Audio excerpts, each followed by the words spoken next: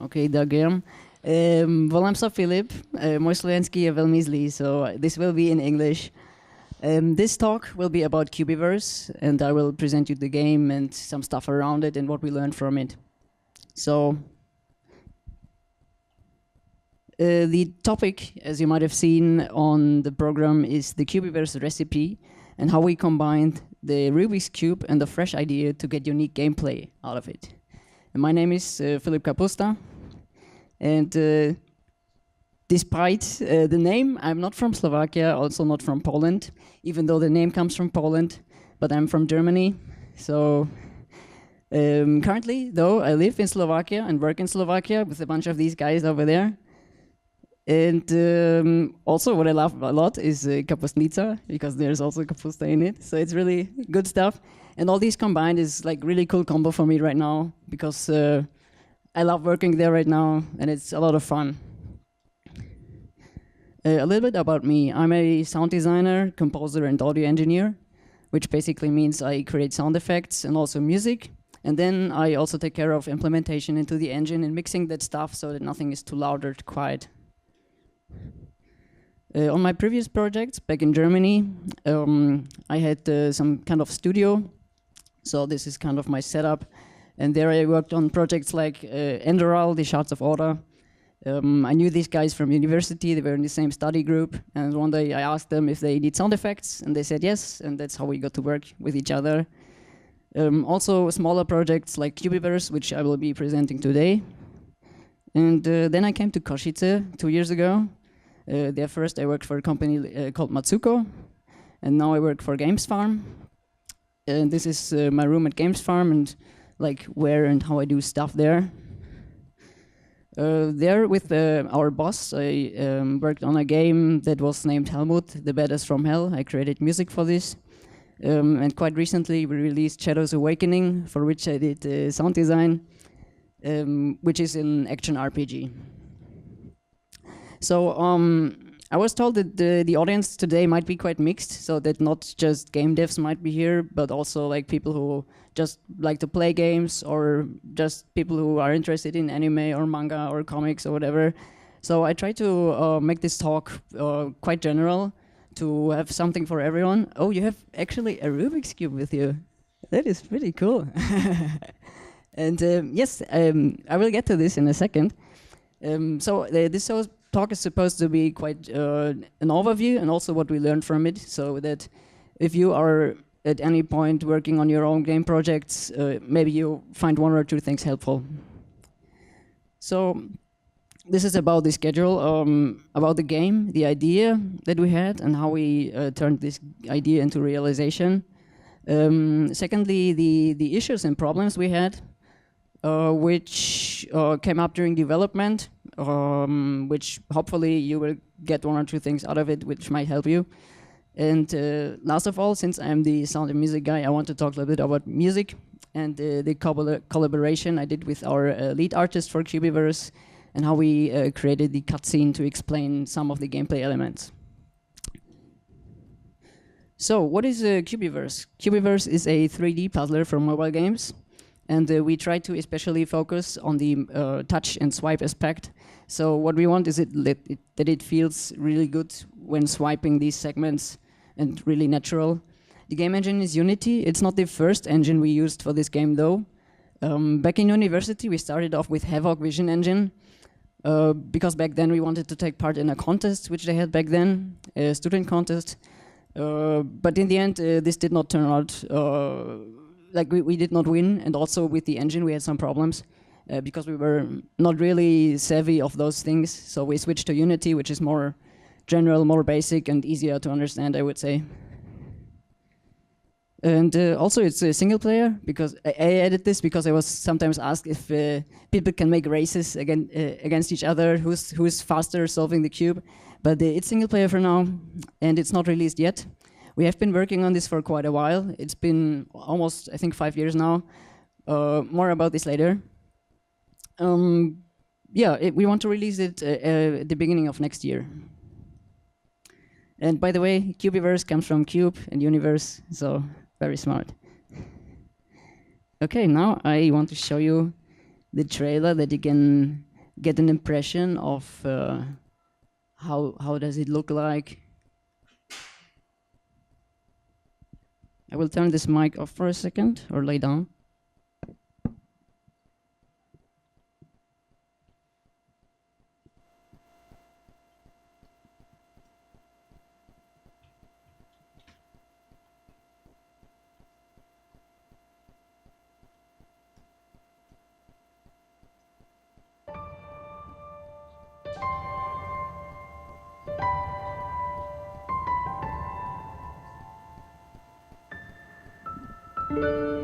And don't worry if you don't understand everything, I will explain later.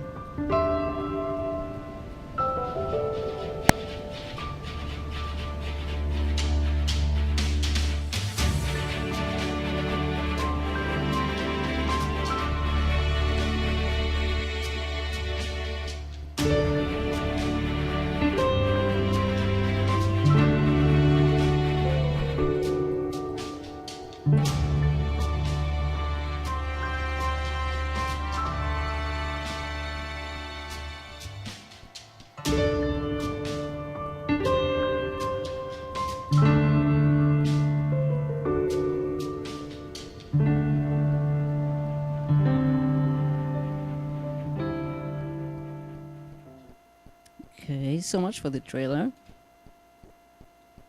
Let's continue with the presentation. Do you work? Yes, you work. Okay, so who initially started it? And it was back in 1974, I can tell you. Does anyone know who this guy might be? Have you ever seen this guy or read about him? No one? Okay, so this is Erno Rubik, and he's the inventor of the Rubik's Cube. And without the Rubik's Cube, there would be no Cubiverse today. So, and the idea of him was he was a teacher, he was a professor, and in order to teach his students something about three-dimensional aspects, that's how he invented the Rubik's Cube. So we took this Rubik's Cube and tried to give it some twist to make it a kind of different gameplay of it.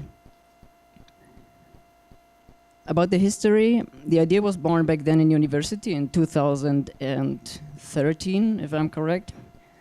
Back then we created a prototype, which we handed in, and then we got some marks for it, and then we carried on with other projects and also with university stuff. So the project was laid aside for a moment, or for a couple of years actually.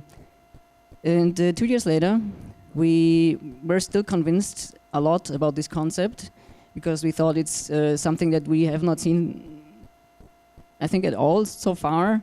So we wanted to continue it and make an actual good game out of it.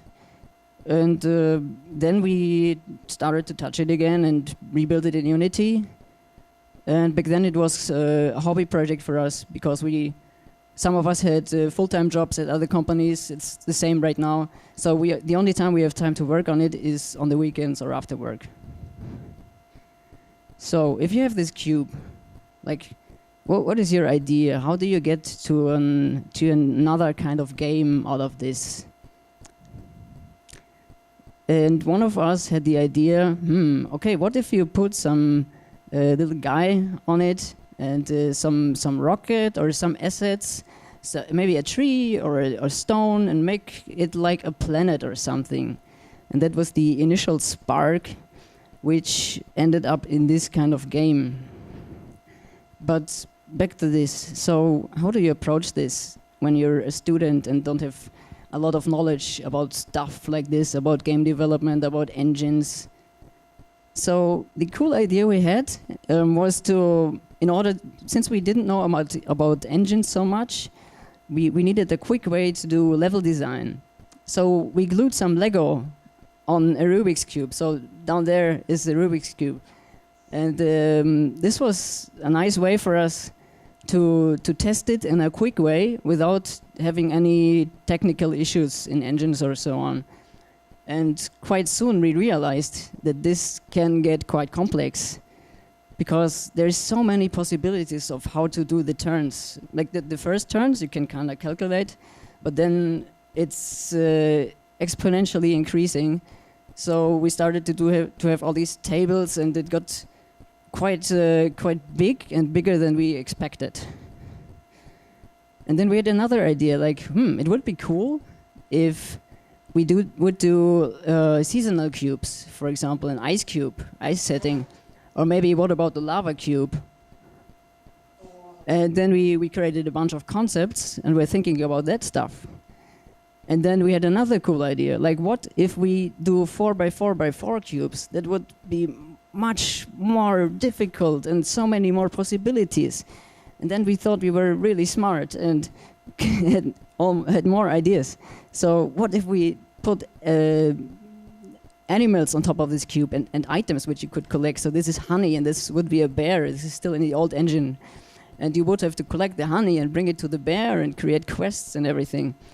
And we had even more ideas. What if there is stones or trees on top of it, and if each of those circles represents a stone, you would have to form shapes like a circle or an X. And more ideas, like what if this is all by 4x4x4 or 5x5x5, or even if we do cubes that are not really cubes, but go in different dimensions. And the biggest idea was like, wow, we could do virtual reality. It would be so nice if you could really twist those segments. And eventually we realized it's much too much. We cannot at all handle this. So all of these ideas were pretty cool, but nothing of it would ever see the daylight, or not in a good state that would make fun, because it would take just too much time. So we went back to the roots. Like, what do we have? And that would be the cube. And then what would be the gameplay? And that's the cool stuff right now. No matter how difficult the cube will be and how many mechanics we introduce to make it more difficult, it will always be solvable by either turning segments or by walking with this little guy. And this, by the way, we call him Cubinaut, which is a mix of Cubiverse and astronaut. We are so smart. Now I want to show you how this looks like in the game. And I have a build with me, and I hope the music is still running. Oh yeah.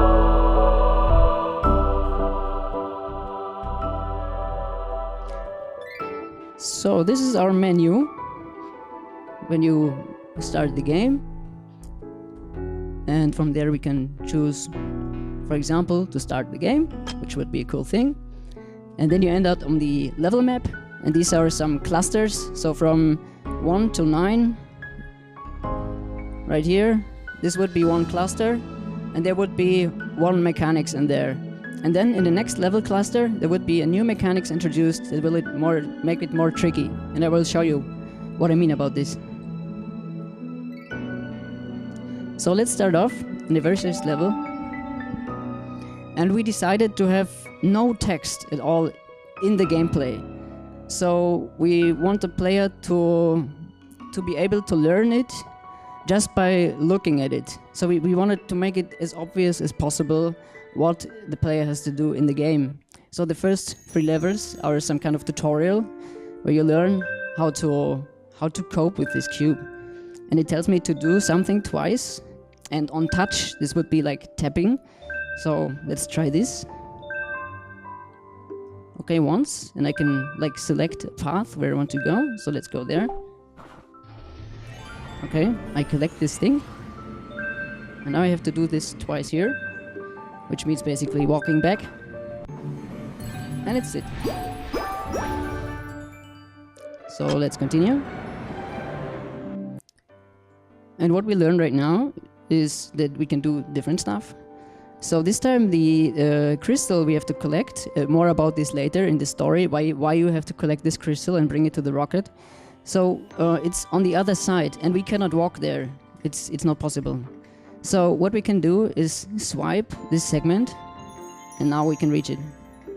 And we do the same thing than we did last round, and just bring it back to the rocket. And let me switch now to a level which is further back. Oh, I see.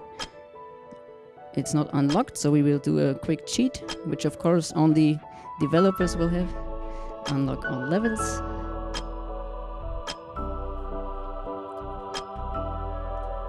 Alrighty. So let's take, for example, this one. And in this one you will see there is a bunch of things now on this cube.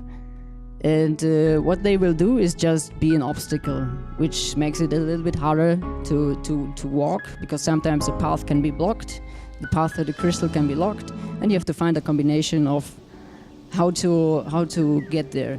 You see, if I just turn this segment now, the crystal is down here. It would not be reachable because it's blocked by this thing, and I cannot walk there. So what I can do is maybe swipe this one around and see if there's a free field, and there is. And usually the correct way, or the optimal way to do this, is to look around the cube and see what is where and what be my next optimal turn to get closer to the crystal.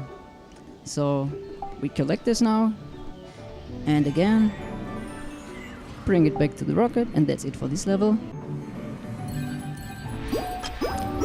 And now I want to show you the first mechanics that we introduced, which makes it more tricky.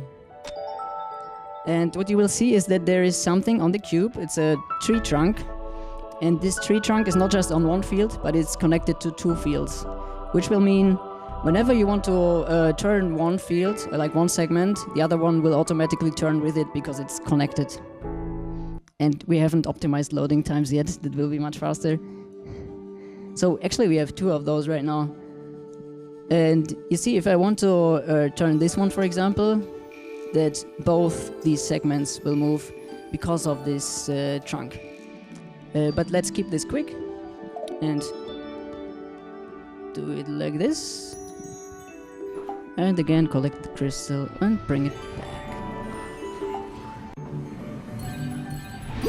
Okay, one more, and then I will leave the rest to you. Let's see, what can we take? Let's take one of those. This will take a bit more of loading now, because we have these clusters in one loading time. So if you switch to another cluster where new mechanics get introduced, it needs to load this cluster again. And then within this cluster it would be much faster to load.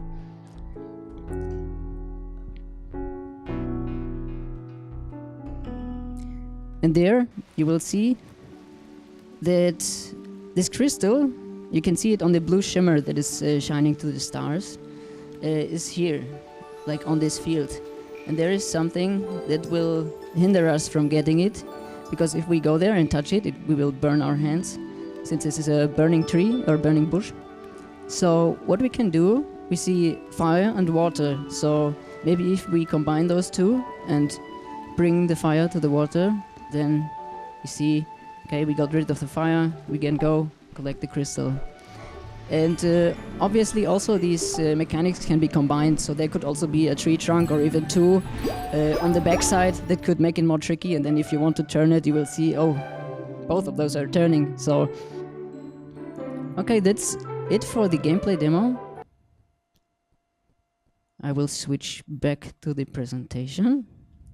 I hope you got an impression on how it looks like, this game to play. Yeah, what we really think is the unique thing about this is that it takes the Rubik's Cube and adds something on top of it. Yeah. Since I think many people, if not all people, know the Rubik's Cube, it's easy to understand that you can turn those things. And it's also easy to learn, since the only two things you have to do is either walk or turn, no matter how difficult it will be. So it's easy to learn and hard to master. Let me give you an overview of who's working on this. We are 9 people right now, and you see from the top left. Oh, I'm still not, yeah, I got it, okay. From the top left to the right, we have our lead artist. And yeah, she obviously does also art stuff and manages between the artists below what they are going to do. We have the programmer who's doing all the programming stuff, level designer, project manager. We have me, a sound guy. We have a game designer, and she also is very savvy with iOS, which helps us a lot. We have a technical artist, he's doing all the visual effects, a 3D artist, and another 3D artist and animator, which is kind of a big team for this kind of game, obviously. But since we started out in university, you know, we kept it like this. And we don't really have an office right now, since I am in Slovakia. The lead artist and team manager, they are in Sweden right now, up here. And the other Cubinauts are down here in Munich, where we also studied and started the project. So it can be quite tricky to keep a shared vision. For example, if the game designer is introducing a new mechanics, like this tree trunk, then the coder has to know how is it working, does it function with the other mechanics, will there be some difficulties? The artists will have to know, okay, how big is this going to be, how should we, like, what is the color, and how does it fit to the color setting? And I need to know, okay, does this trunk make any sound? I don't know, if you move the segment or so, or does this other mechanic make any sound? So we have to keep a close line of communication, which sometimes can be quite tricky in this kind of setup. What we're trying to do, have at least weekly calls, and then in between we are reachable. I think we are Slack and also Discord we use. So it's actually better if you are on one spot or in one studio to work on it. But if it's not possible in any other way, then this could be a good solution to have sync meetings and everything. So we are making this game. Basically, we initially we wanted to make it for a younger audience because we thought, okay, we have this kind of cute setting. As you can see, also the colors are quite colorish. But we soon saw that a lot of people like this game. And we showed it on a bunch of conferences, and the cool thing is that we get a lot of feedback there. So this helped us a lot to improve the game, and also presenting it like here in Comic Salon is a good way for us to see how people like it. And also at the Gamescom, I think it was, we got the art director of Hearthstone to play it, and he got us some really valuable feedback that was pretty cool. This is us at Gamescom 16, I believe, where we had some booth and also got really good feedback. And then something happened which we did not really expect to happen. We always were thinking about this, but then it still happened. So in addition to showing this game on conferences, we also handed it in for contests. And yeah, actually after I think 2 years, we won something, and that was pretty cool for us. And also pretty new experience, because as soon as there was some prize money, and as soon as there is money involved, it will get much more serious. It will morph from a student project into everything is a business decision, basically. So we also, since this prize was sponsored by Ubisoft, we had the chance to go there to Ubisoft Blue Byte in Düsseldorf, I believe, in Germany, where they got us again some really valuable feedback. And yeah, so financials were involved. And that was something that we had no experience with at all. So first of all this documentation you have to do, like writing down, if you, for example, go to a conference and the train ride costs you, I don't know, 20 or 50 bucks, then taking documentation with you, like the invoice, and then maybe getting it back from the company. Also the law, oh yeah, the law, not my favorite topic, but you know, it's one thing about reading a contract, and another thing, a completely another thing, to understand a contract. So that is something we had to learn, and also finding a good and reliable lawyer, which took us some time. So we realized this is morphing into something serious. And what helped us with this is that we had some work sessions. So you saw that many of us were spread around Europe, but sometimes you would go to Germany, like before Christmas or so, and there it would be really cool if we got together for maybe a weekend and work on this, because also it keeps motivation up. Since as soon as there's all this serious stuff involved, like financials and, you know, when all these decisions that you made in university, like, hey, let's do this or let's do this, suddenly become really important and might change the game or the success of the game in the future. So when all this stuff, this adult stuff is involved, it can hinder motivation sometimes. So this helped us a lot to have these work sessions.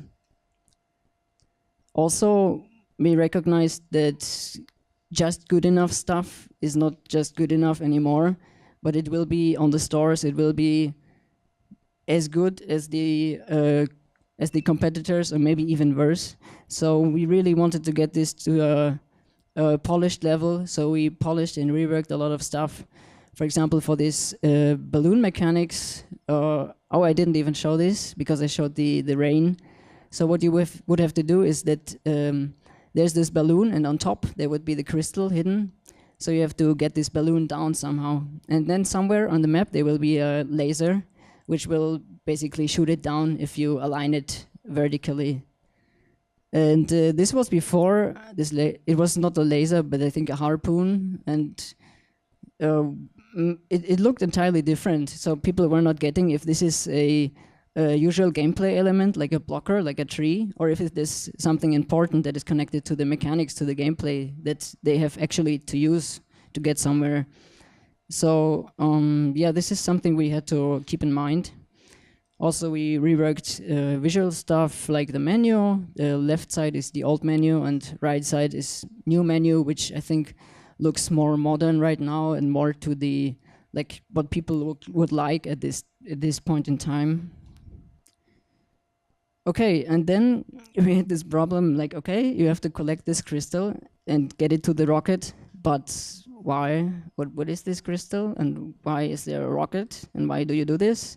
Okay, and the way we wanted to solve this is by introducing an intro and outro video. I will only show the intro today, in which we would explain why you have to collect this crystal and bring it back. And at the same time now, I want to show how I collaborated with our lead artists in order to create this intro video, which would have obviously visuals and also sound aligned to it. And I will show you a video now. And this will be in 3 iterations. So first of all, I will show you the video without audio, and explain how we explain the assets on the cube and the gameplay. So if I go back to the beginning here, you see there's this rocket flying through space. This is a work in progress, so keep this in mind. It's flying through space, and in this is our little Cubinaut, and on the bottom you see something blue, and this is a big crystal which is which we explain to be used as a fuel crystal for this rocket. So without this, no fuel, so no flying spaceship. So it's basically required. And now if we go further, we see that something happens in this story. So we have our little guy on the bridge, and he's like, fine, I'm happy, I have my crystal, I have my ship. And then the alarm is going to ring, and something will happen. There is a meteor storm coming in. And unfortunately, he's not lucky today, so this rock will crash into the big crystal and split it apart. And these are the small splits of crystals that you have to collect in the planets, in the universe. Yeah, and he's like, oh damn, it's flying away. So, what can I do to get those back? And this is when there's this change in this cutscene. Okay, he reminds himself, there is something in the back of my ship, a smaller ship, a rocket, which I can use to fly to these small planets and get all these crystals back in order to get my mothership up and running again. And then that's his quest, and this is how we explain the game. So he goes into the menu, or this fades into the menu, and this is how you would start the game. And this is also how I get this stuff from the artists, for example. So I had these rough concepts of the intro scene, and what I do now is usually go over it with the piano, and do my rough sketches there. Let me just line the volume.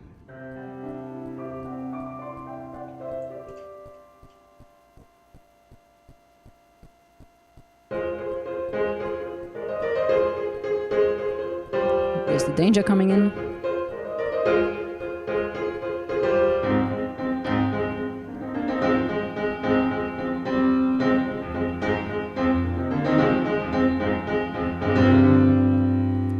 And then we have this kind of nostalgic, sad scene where this crystal is flying by.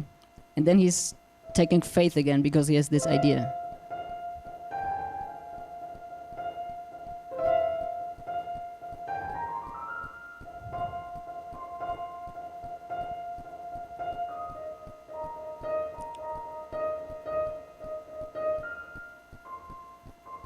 And this is fading into this main menu theme. And you would go back to the actual gameplay. And what I do from there is I take my piano stuff, and the higher tones I try to align to some higher instruments like strings or woodwinds, and lower tones, for example, to brass, something massive, and also add some percussion on top of it.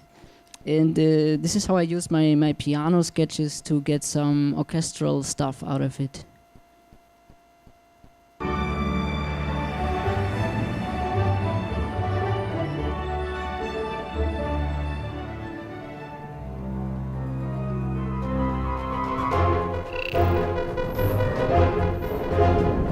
There's also sound effects.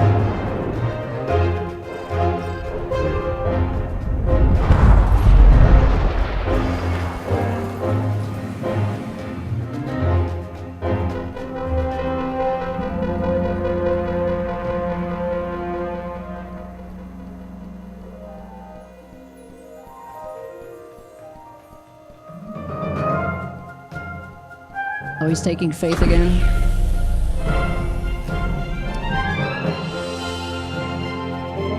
And this is like the main tune of the game, which will reoccur in a lot of soundtracks later on.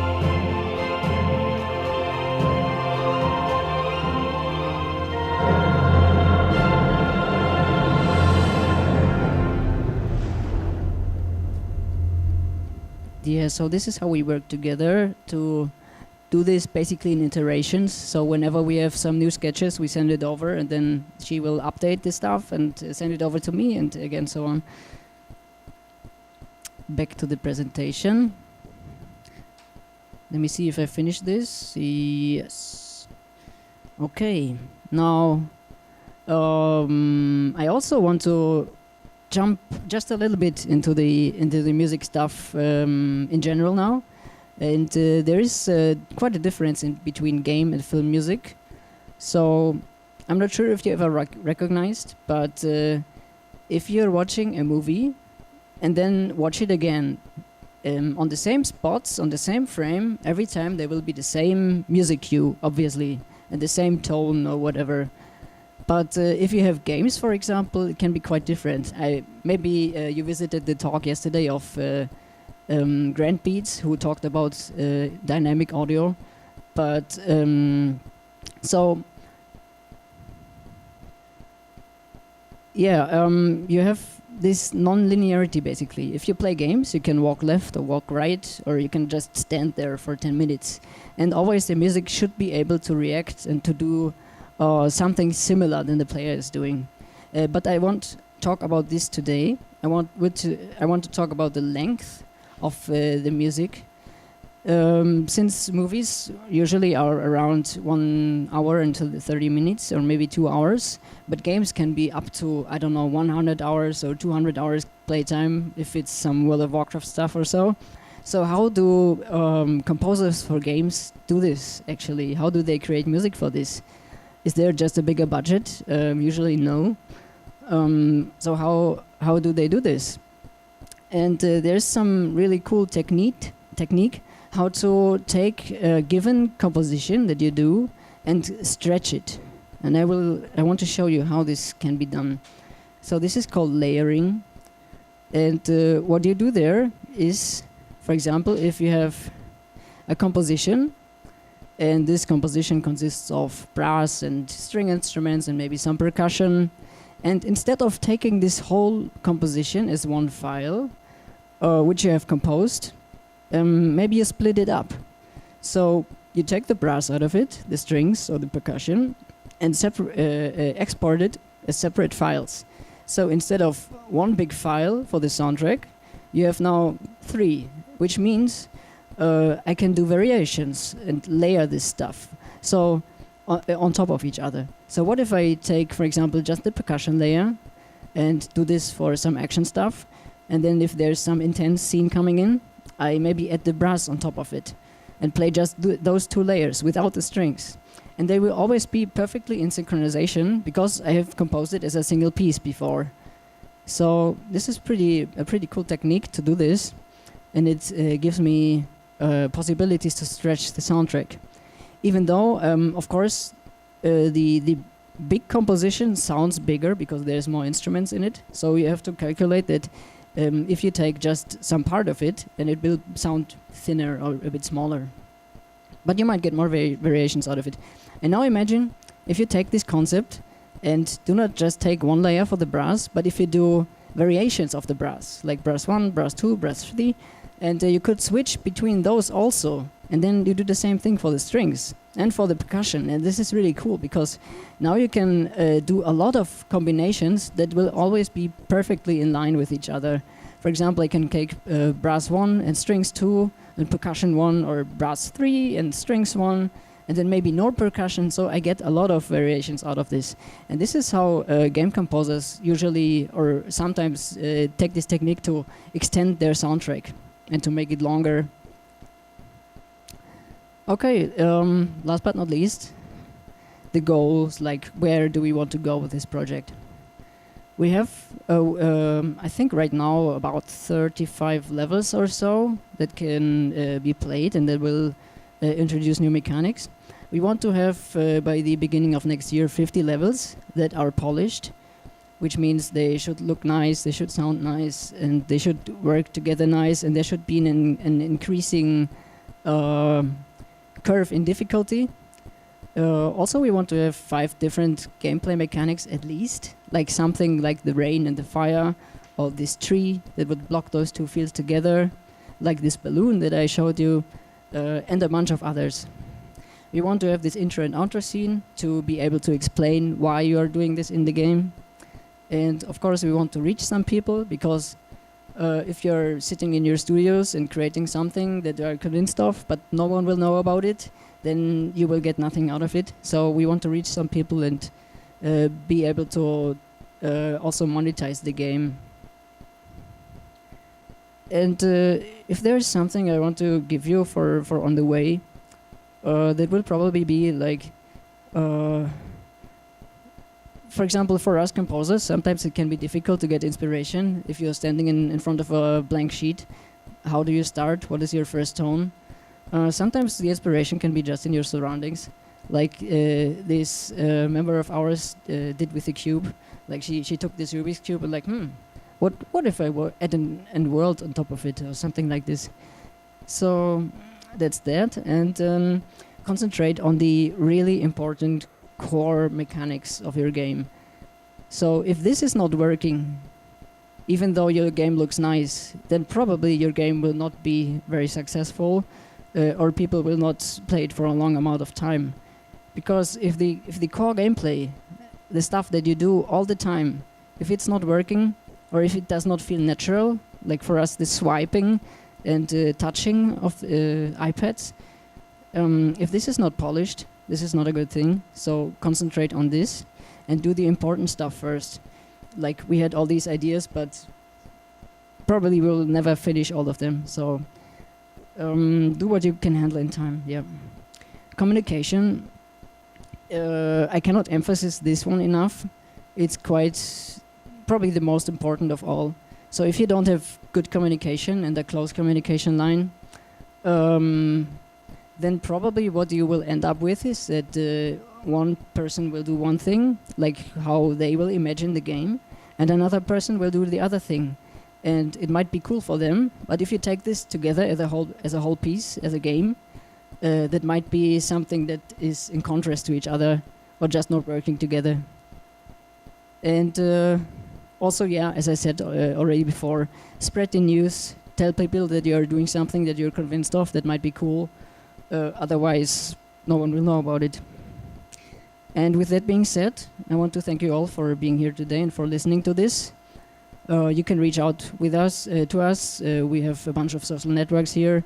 We are happy about any questions or comments you have. Feel free to do that. And also, if you want, you can ask questions now. So thank you very much.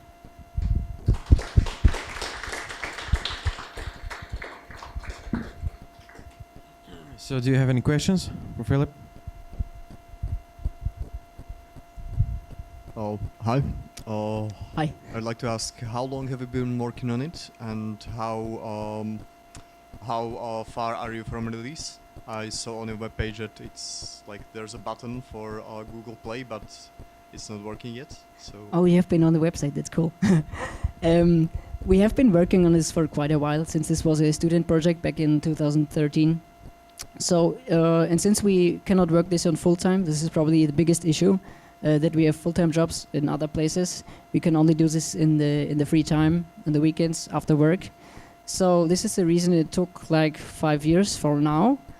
But we think right now it's in a pretty good state. We want to add more content, like more levels, and also do this little last polishing tweaks.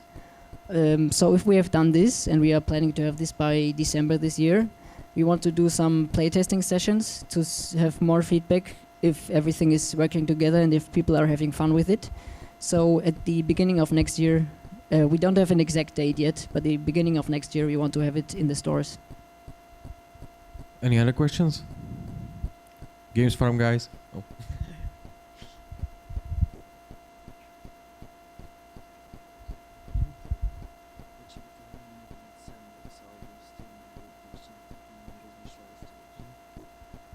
Do you have any plans for a sandbox mode included in the game?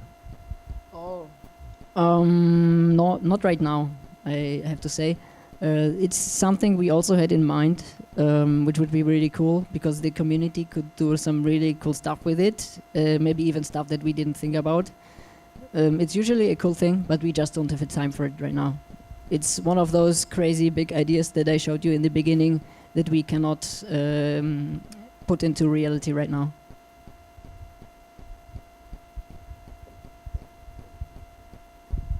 For communication and collaboration, which tools are you using together? So for the project management, we are using Handsoft right now, and for the task management. So there we set up all our tasks. Like for me, that would be, okay, I have this rocket in the game, and if it flies away, I have to create a sound effect that will sound like a rocket flying away. So we have there all our tasks aligned, and that basically looks like you can split it in departments. So there will be sound department, art department, and you can quickly sort it and see what everyone is working on. For communication, we started out with Slack, but since Slack doesn't have voice support, we switched for voice to Discord. Which is a bit tricky right now because we have to switch between those two. And then if you write down something important in the meeting in Discord, but the next day you are working on Skype or on Slack, then you cannot find it again, and then you have to, which program did I use? Where's my history? So that's a bit of a tiny issue.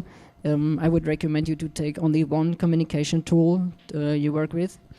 So yes, Slack and Discord. Sometimes, I think in the very beginning, as students, we had just Skype because we didn't know about those two, the other two back then.